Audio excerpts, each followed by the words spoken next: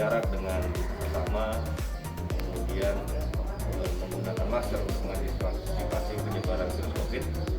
Maka tujuannya untuk membantu masyarakat, jangan sampai masyarakat yang tidak bisa bekerja, yang tidak memiliki